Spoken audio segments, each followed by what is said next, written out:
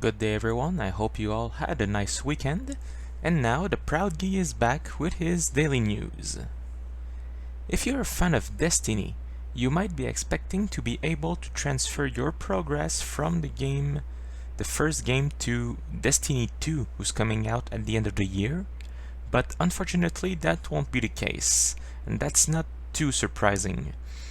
Bungie announced that if you plan to buy Destiny 2, you will have to start again from scratch. Though this is a legitimate question, since you were supposed to have this option initially when the game was announced back in 2014.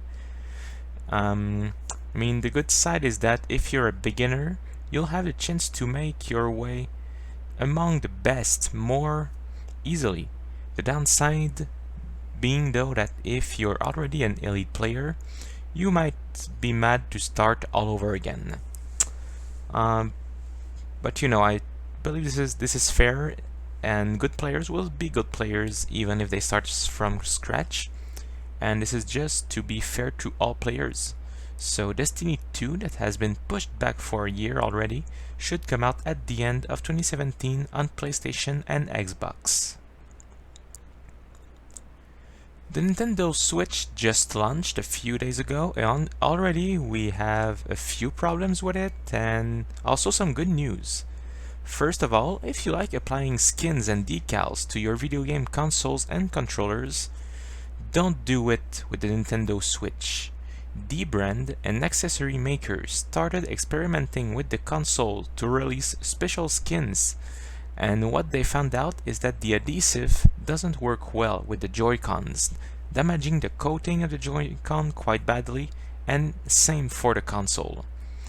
Dbrand also recommend not using not only their own decals, but any other sticker unless you plan to leave it there forever. On the other hand, screen protector might be something you want to buy to ensure no damage is done to your screen, as it does look very fragile.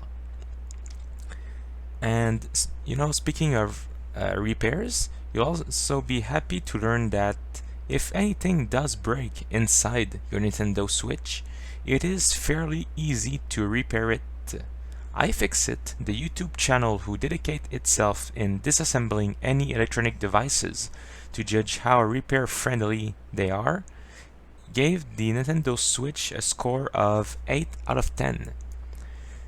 They took all the components apart, the Joy-Cons, the tablet, and the docking stations, and the pieces seems to come off quite easily, and if any of them breaks, it would be fairly easy to replace it, assuming you can get your hand on the same one. Though it is worth reminding you that opening the casing of any of the Nintendo Switch devices will void the warranty on the product. Continuing on the Switch, you can play games you bought online at a friend's house, finally. Nintendo stated that your Nintendo account is in fact bound to a console, but once you log off and reconnect somewhere else, even on another console, your ID becomes bound to this new device.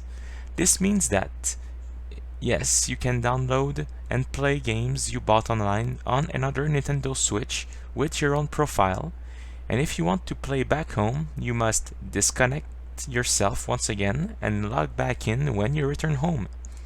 The only problem is that you cannot transfer any saved data from a console to another. Saved games cannot be put on a microSD card, which means that it stays only in your own Nintendo Switch console. So, in my opinion, that means that there is no real point in downloading again a game somewhere else if you cannot continue from where you last stopped.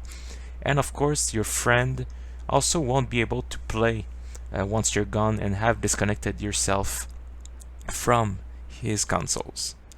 And speaking of microSD cards, if you use one on your Nintendo Switch, it also become bound to your console. This partially explains why you cannot transfer data from a place to another, and how it works is when you first insert the card into your Nintendo Switch, it automatically become this console's property, and if you want to use the same card elsewhere, you will need to reformat it and remove all you have on it. We could guess this is to avoid piracy or the transfer of games from a console to another. So before using a micro SD card, make sure it will exclusively serve for your Nintendo Switch console. Everyone remembers the problem occurring in Pokemon Go when it first launched last summer. Trouble connecting to the server, trouble with the trackers, and being logged off for no reason. Finally, Niantic explained to us why and just how much the server were so crowded and what their expectations were back in July. Ed Wu, software engineer at Niantic, explained that when they first launched the game, they looked at how popular mobile games were doing and the players' growth curve they had and multiplied that number by a factor of 5, simply to be safe. So that would mean that they were expecting, at launch, up to 5 times the number of players a game like Candy Crush or Clash of Clans had in their peak. When they first launched the game only in New Zealand and Australia, it took only a few hours for them to exceed what they had expected as a worldwide number of players. No wonder they were having so much problems, and when they saw that, they knew they had something big in their hands. And at its worldwide peak, Pokemon Go exceeded up to 50 times Niantic's expectations.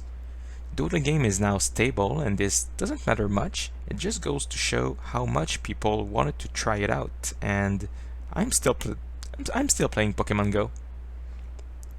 Finally, just letting you know that Sniper Ghost Warrior 3 has been slightly delayed once again. The game is pushed back from April 4th to April 25th. This delay will allow the developers, CI Games, to change stuff after getting feedback from the last beta test, as they want to make this game the best one possible. First scheduled for January, Sniper Ghost Warrior 3 was first delayed to April and is pushed back a little more now. The game will eventually come out on PlayStation 4, Xbox One, and PC.